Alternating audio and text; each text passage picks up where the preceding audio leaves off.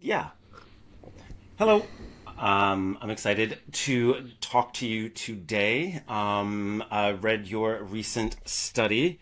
Doesn't necessarily come trippingly off the tongue, but psychological factors substantially contribute to our biological aging, evidence from the aging rate in Chinese older adults. Um, First off, I just want to jump to the conclusion so people that just tuning in can understand what we're talking about, and then we can kind of get into more of the stuff here. So, in the conclusion, in the last paragraph, it states the study findings further support the necessity of companionship and a psychologically pleasant environment for healthy longevity.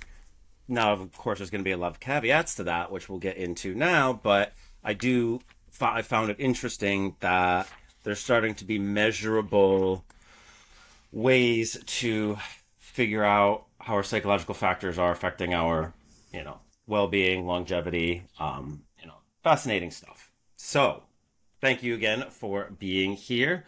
And what got you into? I guess we'll start. I'll jump with what's deep longevity? What's that you're working on right now, or the company? All right. Yeah, so I believe that a round of introductions is also should be placed Oh, yes, somewhere in please. here. Yeah, so hello, my name is Fedor Galkin, and I'm the research director of Deep Longevity, which is a Hong Kong-based startup, and we do research a lot of stuff that is related to aging, physiological aging, psychological aging, and are trying to find the ways for just regular common people to improve their aging rate and achieve longer health spans and lifespans. It is officially owned by a Hong Kong investment fund called Endurance RP, which is a publicly traded company. And the whole company was created in 2020 from the division of another startup, which is now currently more involved with drug design, called In Silico Medicine, which is also now a big enterprise in innovation, in drug design innovation. They're using a lot of artificial intelligence to create new drugs and find new Huh. genes that can serve as drug targets. And back in the day, there was a division of this company in Silico Medicine working on biomarkers of aging. And eventually, we split into our own entity, and now we are creating digital tools that allow people, clinics, and basically any organization to find how to improve and slow down the aging processes in the bodies of their clients, or well, their own bodies, if we're talking about the consumer applications. Yeah, because that's something that a lot of people don't understand necessarily. Is there's one thing about prolonging life, and there's another thing about prolonging the quality of life. Psychological age versus biological age. Like if we could all live to be 100, but we're incapacitated by 75, that wouldn't necessarily be something that would be quite as much of a milestone. Whereas, being able to be active and have our psychological age be, younger than our biological age and be able to continue along that would be, I would assume that's what would be headed for. Oh yeah, absolutely. Well, even just looking from the quite dry perspective of economics, Mm-hmm. the older population is growing globally and is putting a lot of pressure on the economical structures. So the younger generations need to maintain the lifestyle of the older populations who are not quite as productive as they used to. So by increasing the health span with various anti-aging interventions and therapies, you are improving the whole economical output of the world and making it more robust and helping people Right. live longer. You make sure that even older people who currently cannot contribute to the economy and carry their weight or uh, have various health problems that need to be taken care of, they still can take care of themselves and have a full, enjoyable experience, even Yeah. beyond the 100 or 120 if we are taking the current lifespan limit for the humans. And so I've read, but I haven't, not within a study, more anecdotal, that the average child born right now will live to see 100. Is that factual, or is that like a best case scenario type thing? Huh. I'm not that big into this whole demographic thing, so Right. It's a yeah. huge. So an average lifespan globally, but I cannot really put a finger on it where it could actually be. Countries are so very different in terms of their expected lifespan at birth right now, but I do not think that any of them are at 100 right now. Yeah. Okay. Cool. Because I'm looking at my daughters and going, oh boy, oh boy, how's this going to work out? So, um, cool. Just something that you mentioned on different countries right now. Just going to jump to a question that I sent you to is, do you find that there's a difference in this data between collective societies and individual societies? And collective societies being many times more the Eastern or Southeast Asian or South American with very close knit, family oriented structures, where individualistic societies tend to be more the U.S. and East or Western Europe and that sort of thing, where the rugged individuality is respected. So, do you find differences in the data? Ah, yes. Speaking of the differences in, since we're talking about psychological aging, um, I'd say that the process of psychological aging is more universal. One of our co-authors on the paper that we are discussing right now is Helen Fang from Hong Kong, and she has done a lot of research on this topic called social-emotional selectivity theory, which I would is like to check that out, definitely. yeah, which is kind of a description of the evolution of the human motivations as people grow older. And to cut long story short, as people grow older and their time horizon shrinks, or time perspective shrinks, which is not always the case for only aging, right? For example, if a person is expecting to move across the country or take up some decision that will sever their social bonds, in this case, their time horizon or time perspective shrinks as well. But the most common case is aging, when people just grow older and realize that there is not that much life left in front of them.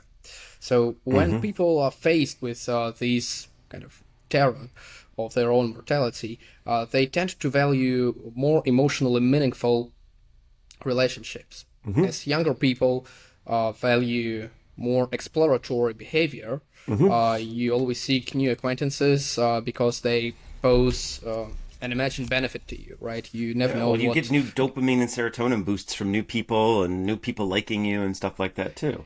Yeah, and you never know where these new people can lead you, and this is why you always seek these new acquaintances, new circles of friends, and try a lot of things that you wouldn't try without them, without meeting them. But as people grow older, they start valuing their own psychological well-being more than these exploratory behavior, and in this case, they basically drop their peripheral acquaintances and focus more on what is called socially meaningful relationships. And here is where the cultural differences between collectivists and individualists come to matter.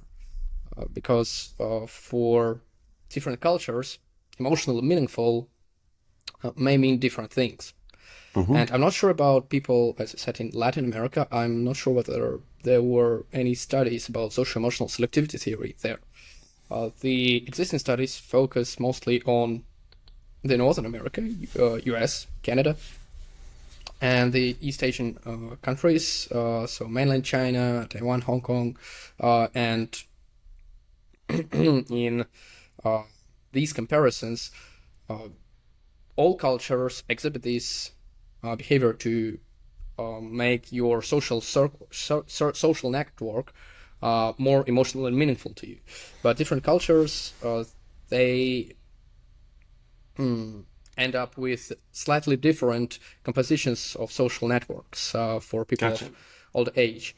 And in more collectivist societies, the a typical elder person social network is composed primarily of their immediate family, nuclear family, and extended family, and the friends, acquaintances, all peripheral connections, they just drop them off.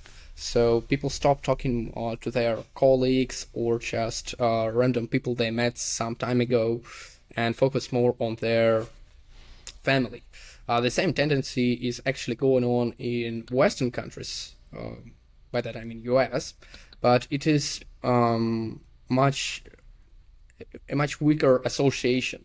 People still maintain a significant portion of their social circle among their old friends. And in one of the studies of Helen Fang, she looked at an unusual for these type of studies population of Germany, just because everybody focuses on US and nobody actually looks into European populations. So she looked into it and she found out that actually in Germany, the social interactions with age, they become less saturated with your family, and actually people tend to interact more with their friends in Germany with age, which goes completely in contrast to what she has found for Eastern do you have societies. an anecdotal thought on why that might be? Oh, there is quite a long discussion section of that part. But first, is that different cultures place different emphasis on what constitutes emotional meaningfulness in a relationship. Yes, And or just in general, what is good, what is fun, what is everyone's barrier to that is or definition of that is very different. Some other explanations were that in China, societies they have strong family bonds called family bias. So you choose to value your families much more than in the West and interact with them more. And as people grow older, they internalize these cultural stereotypes more efficiently and start to exercise them more frequently and with more vigor. And if this kind of cultural setting to care more about your family is existing in the Chinese society, then as people grow older, they internalize this setting more and more and end up with kind of its crystallized form where they shed everybody who's not their family and interact almost exclusively with their family. Well, not almost exclusively, but right. But I get what you're saying. Now, talking about China again.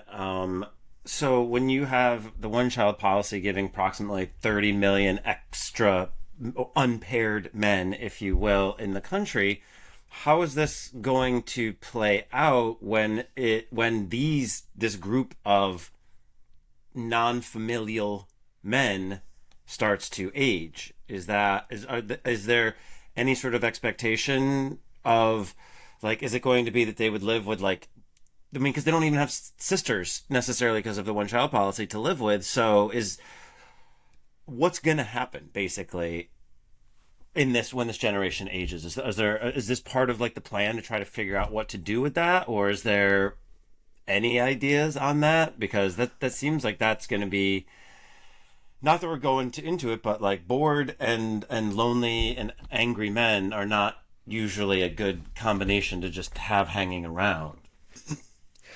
I'm not really an expert on social policies or demographics, but this one-child policy seems to have caused more harm than good as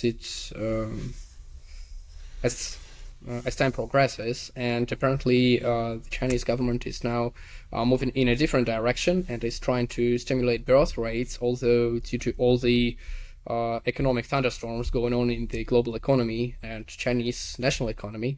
Yep. It is not quite as easy to reverse this decision that was once made for Well, having only one. real estate economy is in the process of falling apart, which I think something like 75% of their government investment is in real estate. So it will be Oh interesting. yeah, yeah. I believe that the GDP for the real estate was also really high. Like 70% of China's GDP was coming from the real estate sector.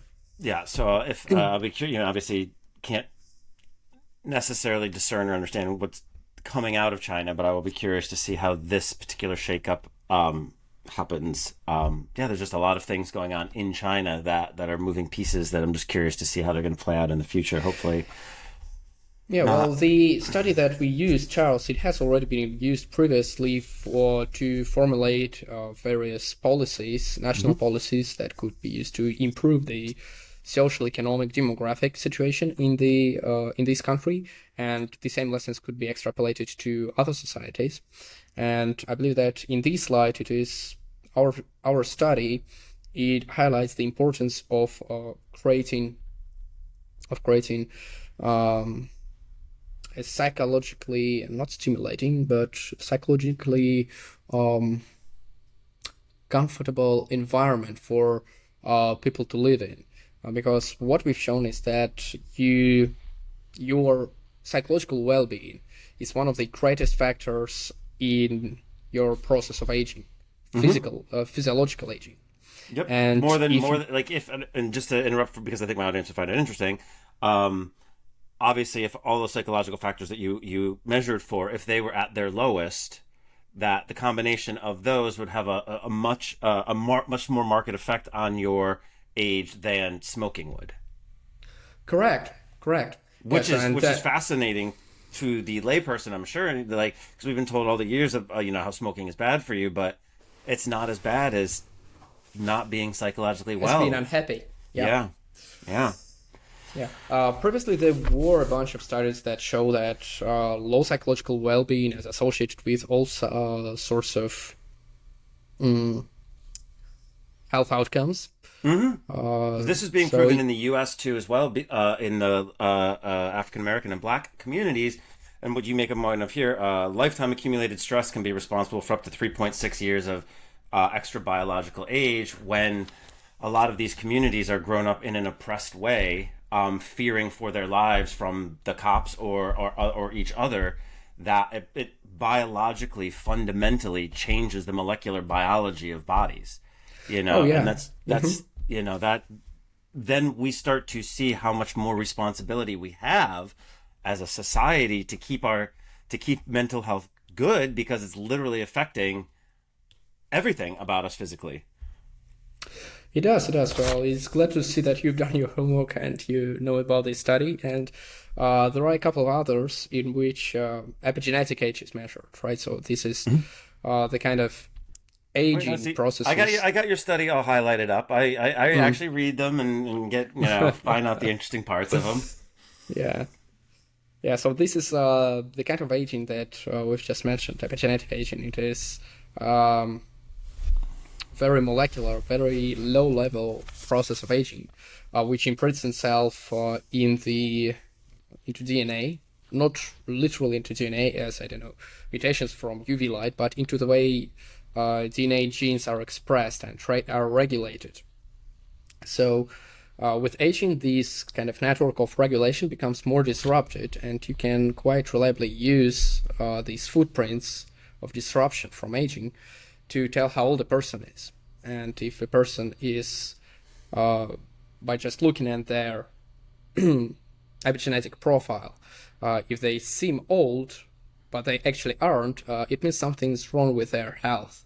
And as Yeah, you we look at people that have had a quote unquote hard life, and they look much older than they actually are for all the reasons.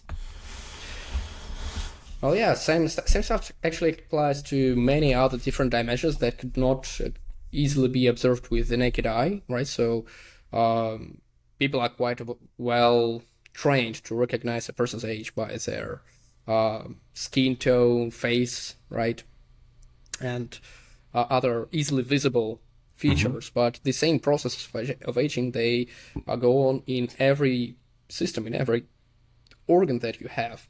but we do not have this intuition to tell, I don't know, if you dissect a person and take out that liver, it's not quite as easy to tell if this person has a young liver or an old liver. And it's getting even more tricky if you look at something very low level, like molecular structure of the tissues, of the cells, and the DNA.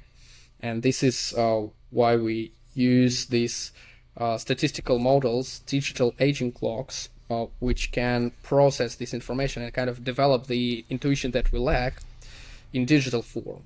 And we can use them as oracles, as consultants, to tell us if this person looks old or young based on their blood profile, DNA, metabolites that their body produces, or any other type of molecular feature. And stress, getting back to the topic at hand, lifetime accumulated stress, traumatic events, and even social press. It was not shown in humans. It was shown in baboons, where alpha males, they're alpha, right? So they're at the top of a hierarchy, but they are under enormous social pressure from all their peers looking for that high spot. And apparently, alpha males in baboon packs, they also exhibit this accelerated aging tracked with their DNA. And there are some indications that social pressure from their peers and this constant fight in the hierarchy is what's causing it. And this whole process is mechanistically realized by glucocorticoids, so the kind of stress hormones. Mm-hmm. And the way these hormones work, they kind of mimic the effects of aging. And basically leave the same footprints as aging does in your DNA. So there are various ways that stress affects your physical health. It reminds me a little bit of decision fatigue, just in that, like, if you're at the top of the food chain, every decision you make, it might be, am I going to lose my spot? Is this what I'm going to be? And I know, excuse me, having young children, especially during a pandemic, when you have to make 75,000 decisions in the course of a day, I felt like I was aging faster just because my brain was just falling to pieces on that too. So now I found that interesting too in the baboon, in that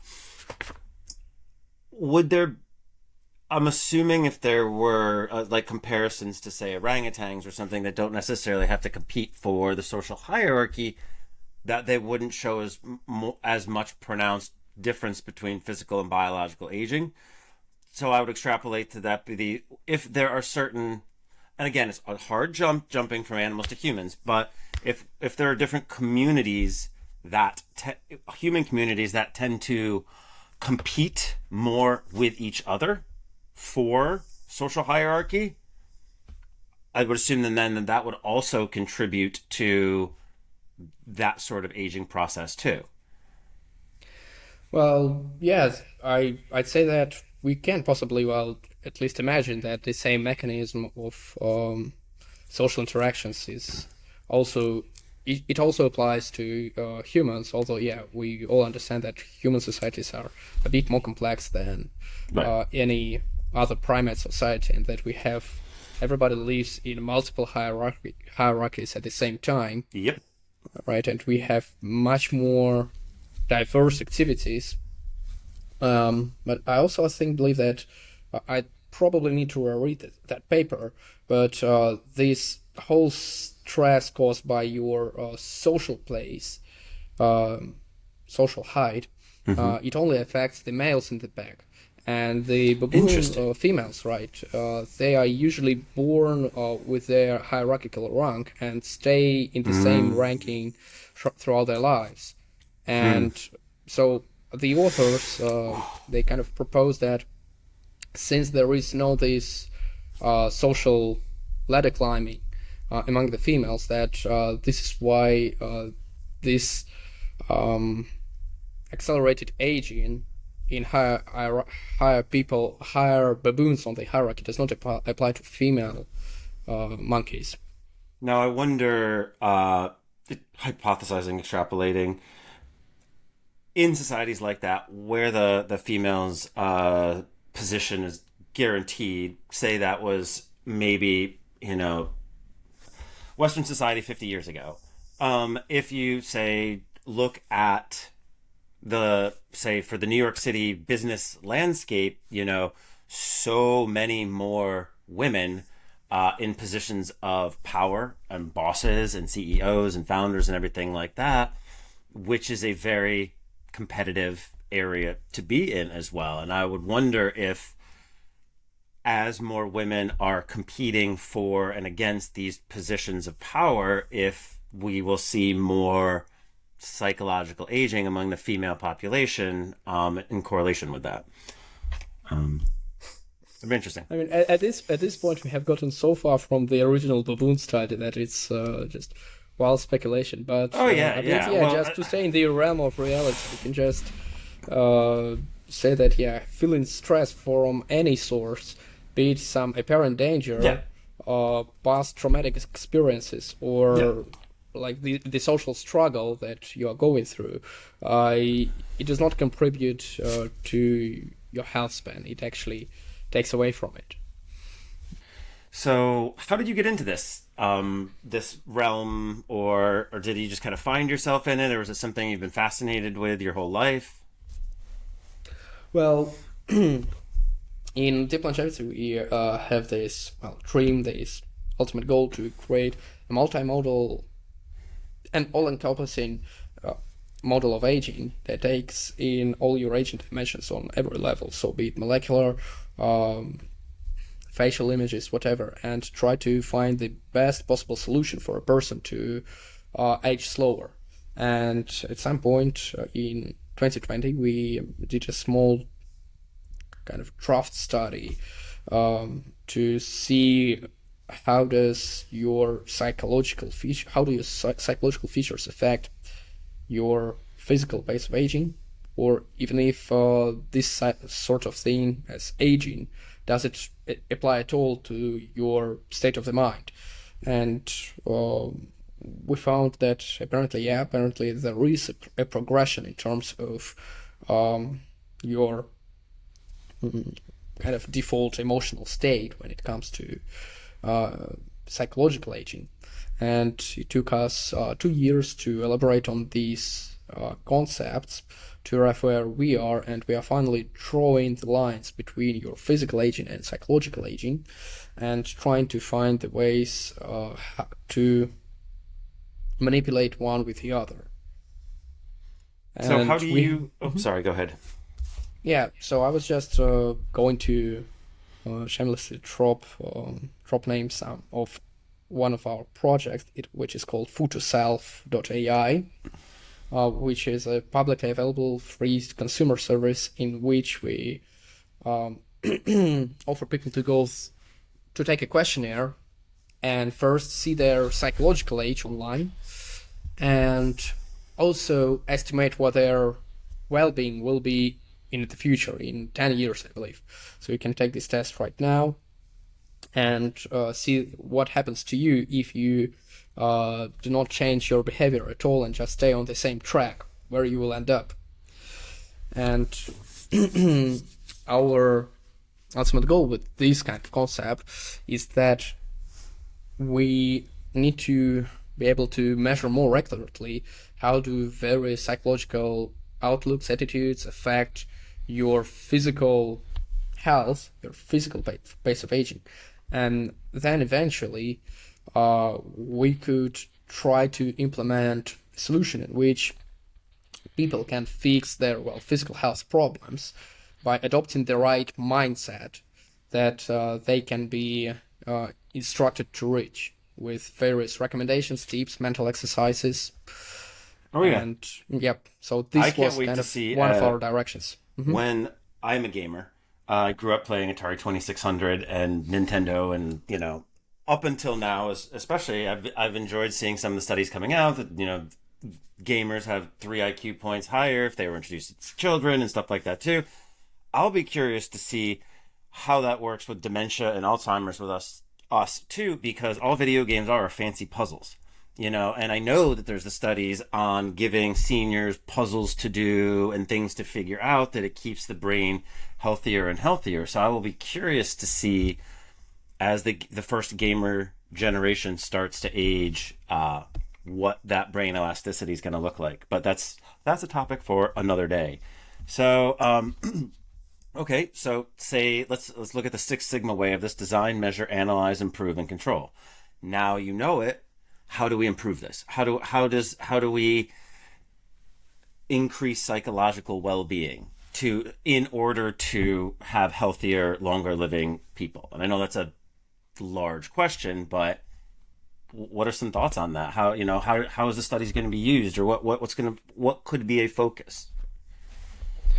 So this study about psychological factors in Chinese older adults, it explains why that is important to care. And our previous study about optimizing future well-being with self-organizing maps is the answer to how. In that study, we took people from a totally different population, US in that case, and tried to place them on kind of an abstract map, a 2D plane, which can be used as a map to pinpoint one's location. And using this map, you can outline the regions which have the particular properties that a person would like to have in their lives.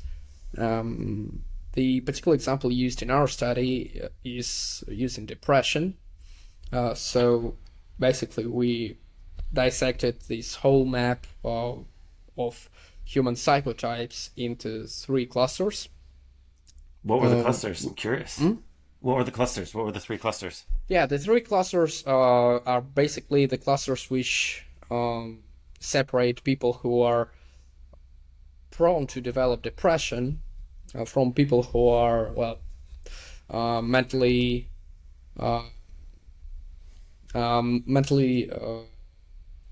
what would be the right term here? Normotypical, is it? Neurotypical, yes. Yeah, neurotypical people who have the lowest probability to eventually develop depression, and the in-betweeners. Gotcha. Yes, and I mean, depression is, especially male depression right now, is not going well worldwide. I think that men they're less in the workforce, they're less in college, there's less families, there's less Rotary, Elks Club, civic activities, and I think that men are going through their own particular struggle right now, with support or lack thereof, compounded with the forced distance of COVID and stuff too. So I think that focusing on mental health, especially depression, is an extremely important thing. Yeah. These days. Yeah, these days, the world has become a pretty depressing place. Yeah, I used to. Nobody knows what to do to stay afloat, and nobody knows where things will end up eventually. During the pandemic, I had to balance being informed and spiraling down. I wanted to kind of know what was going on, but the more I educated myself on what was going down, the more depressing that got, and the worse I felt about myself, just in general. So I had to find that balance of staying informed. Time to just put some of the bad news on the side. So for an average person that stumbles across this study, how does this affect me in my daily life? This is a big fancy sounding study in a faraway country with words I don't understand. How does this affect me on a daily basis? Why is this important? Yeah, well, this affects everyone because it is a beautiful illustration for taking care of yourself before you try to achieve some kind of material, something that can be materially experienced, right? So physical health is a material thing, but before you get there, you need to make sure that you have the right mindset to keep it, to gain it, and to put it into good use.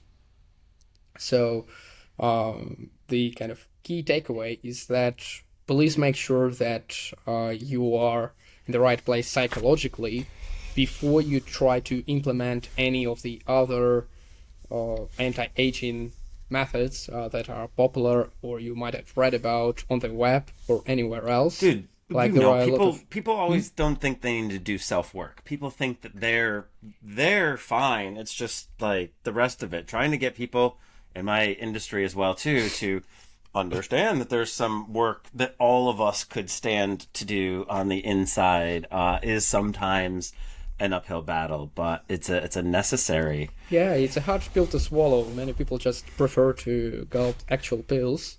Yep. I mean, they probably do good to you if you're deficient in some vitamins, minerals, or I have something. ADD, so I need to keep things, just firing in the correct directions sometimes. So what studies do we need to learn more? How to hone in more on the science or reduce it or, pull apart some extra data? Like, what do you think we need to focus on next? So, one of the studies that we had in mind, I'm not sure that it's the best study that the industry or the world needs, but we were curious to see that these three psychotypes that I have briefly mentioned for people with different propensity for depression, just how flexible they are and how mobile are people within these clusters, what it takes for a person to go from a region which spells danger to them mentally to a more safe place. And we have already been collecting some data using this futureself.ai. We are yet to analyze it and properly go through it. But eventually this should give us some understanding of how much effort does it take for a person to actually, improve their psychological well-being.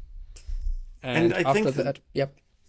Sorry, again, my ADD comes in. I'm prone to interrupting, Go so ahead. apologies I was pretty too. much finished.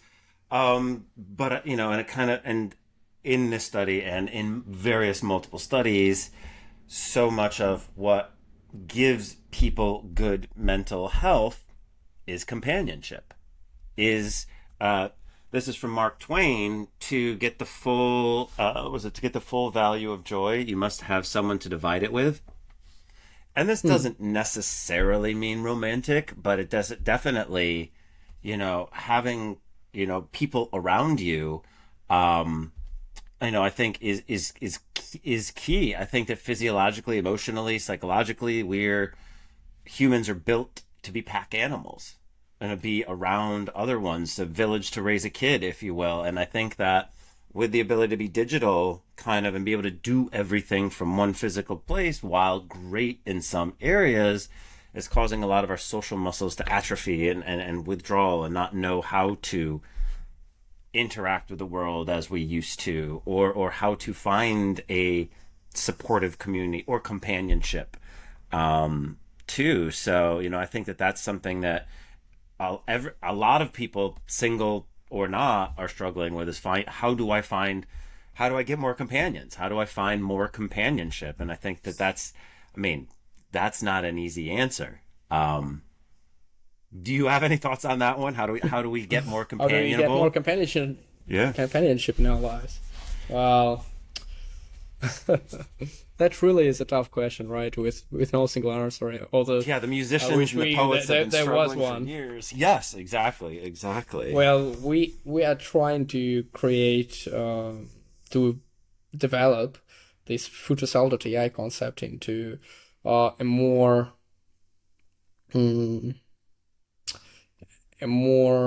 ripe application, which will propose people with small bite-sized recommendations or exercises that they can spend like 5 minutes a day or dispersed throughout their regular routine to improve one of their well-being aspects, one of them being exactly these close personal relationships with others.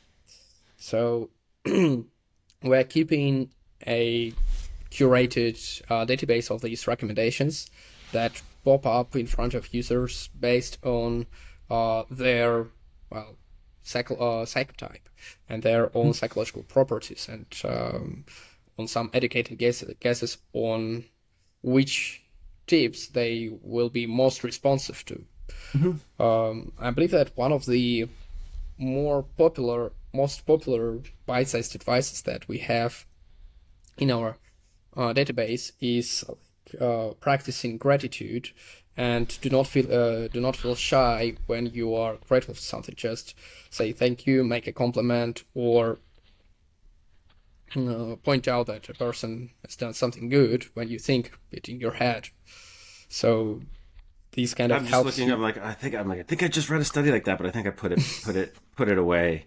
Like for the two of my favorite studies, not recent, but that I've come into recently, is minimal social interactions with strangers predict greater overall well-being, and find, remind, and bind the functions of gratitude in everyday life. Yes, I have them memorized now. Have you tried that? To that, and I think like functions of gratitude. We say something that makes someone else feel good. The act of making someone else feel good makes us feel good. So and then with the minimal social interactions, it shows with our weak ties how much emotional regulation they actually add to it. Basically, your barista, your bus driver, and things like that too. And so I think when all that was removed from us during pandemic and we went into lockdown, we didn't have the ability to see someone do something nice for someone that made us smile because we're locked in our homes. We didn't have the ability to show gratitude to everyone to get that positive feedback loop going. We didn't have minimal social, we had no social interactions. We couldn't interact with anyone to have that I smile at you, you smile at me. When you smile at me, it makes me feel better type thing going on. So it's just such a compounding effect of how many different ways it affected us. And I am morbidly fascinated to see all of the data that will be pouring out over the next couple of decades about how this has reshaped our brains and social behaviors, so. And there are also all these apps to make new acquaintances, friends, romantic interests. I also wonder what will the final effect of all these new technological inventions will be in the long term, because they kind of also go against the usual mode of interaction between people. Yep. Right? And people don't realize that the goal of the dating website is to extract money from the consumer. It is not to get someone paired up. If they got them paired up very, very quickly, they would lose their customer base and have a bad business model. And if nobody signed up, they would have a bad business model because no one there. So like the goal is to have some sort of a middling product that keeps you on for like a couple of months. And then since all the same companies own all the sites, if you get off that site and try a different site, they just double dipped you, for the same thing. And yeah, I think, and it's gamifying, it's asking you what you want shopping list wise and have nothing to do with what you need or how that would affect you or your pheromones or touches or chemistry and all of those type of things too. Which is why I think that my industry is seeing such an expansion in the last 2.5, 3 years, because people are getting sick. Like before the pandemic, nobody was saying the state of dating is great. But now it's I think people have just gotten sick of everything being so digital and screen oriented that there's kind of a desire to get back to that human connection again. It's just that not a lot of people know how to do it. I just wrote an article for the Mensa magazine on how to reconnect again after COVID, just because just as human beings, most of us want to make more friends, especially of a certain age. It's hard to just go out and meet a new guy friend, so I was just trying to give advice on just one general how to connect with people, but how do we do it after we've been trained for 3 years to stay inside? So I think this gets us back to the very beginning of this talk about emotionally meaningful and time perspective, right? So all these kind of interaction modes that we have become accustomed to, it exactly depletes us of emotionally meaningful relationships or the ability to build new emotionally meaningful relationships in case we were deprived of that before. So I think we have to consciously add to it. Like this muscle is called the glabella, and we've been trained as humans to understand that muscle and the one underneath our eyes to understand emotion very well. And if we're doing Zoom like this, you just can't see the subtleties of it. So you have to over emote a little bit to get your Hmm. ideas across so that you can build that emotional connection because you have this huge barrier in front of you. So, there are tools and ways that we can do it. It just feels weird for us. But if we're deprived of, if we lose value in one sort of a way, we have to add value in another sort of a way. And I think that people are just trying to figure that out too. But Yeah, and speaking of time perspective in this context, I was just meaning to say that since the things are not quite as stable in the world right now, and everybody's doesn't know where the world is going to be in the next year, or what to do with their lives to stay safe, or to just maintain the level of comfort they used to, this kind of shrinks the collective time perspective a lot. Right, you cannot enjoy the pleasures of long-term planning, and in which case it seems that more and more people will subconsciously or consciously try to move in the direction of building more meaningful relationships and connections, and doing more emotionally charged activities in their lives. Good. Rather than this exploratory behavior of making short acquaintances or interacting with someone online if they have the ability to meet somebody in person. So, in my opinion, this seems to be like a self-regulating negative feedback loop. The more people engage in this exploratory behavior, and especially in current conditions, the more they feel like it's not that they will eventually want to have in their life, and start to value these emotionally meaningful, whoever it is, your family, your friends, your significant others. You start to shape your behavior more in line with these motivations. And if taken on a societal level or population level, I do not know where it will take us, but I want to hope that it will build a common sense of solidarity between people to become more I'm with you. emotionally understanding of each other. I'm one of my quests that I'm on, and then I'll let you go. So I'm doing a quest with a capital Q, in that something that no human has ever done before, and that my goal is to talk to one person in every country about what dating and relationships are like in their area, anecdotally, but then use that information to see what the commonalities are between humans, between cultures, what the differences are. Because, in my opinion, dating is understanding the cultural value system that you're in and knowing how to express it. So different cultures going to value different things, and that's what people look up to. So, what's valued in East Asian countries, not standing out, not bringing any shame to you, is basically polar opposite of New York City and pew, pew, pew, pew, I'm walking here. So I'm really fascinated to see how this plays out, and learning all the different things in all the different countries and kind of finding our human connections and similarities. So I may ask to pick your connections and see if you know anybody in other countries that might be interested in talking about this as well too. The less mainstream countries, the better. I'll get to the big countries at some point, but like I've spoken to Azerbaijan, Nigeria, Ukraine, Iceland, gotten some really cool information. So I'm a wannabe scientist. So I'm just conducting my own study, and I'll figure out what to do with the data afterwards. So I want to thank you for joining me. This was an awesome discussion, and want to say again that this is a lot of science, but basically what it comes down to is be good to each other. Companionship and psychological well-being is more important than physical well-being, and if you can get both of those gears working together, we as a society can help us move forward into a healthier and longer, dare I say, utopia, because it doesn't feel like it at this point. There's the hope. Got to stay hopeful, yeah. Exactly. Sometimes it feels like I'm smoking hopium, but at least it keeps you happy. So thank you again for being here, and I look forward to another conversation with you. All right, bye bye. Bye bye.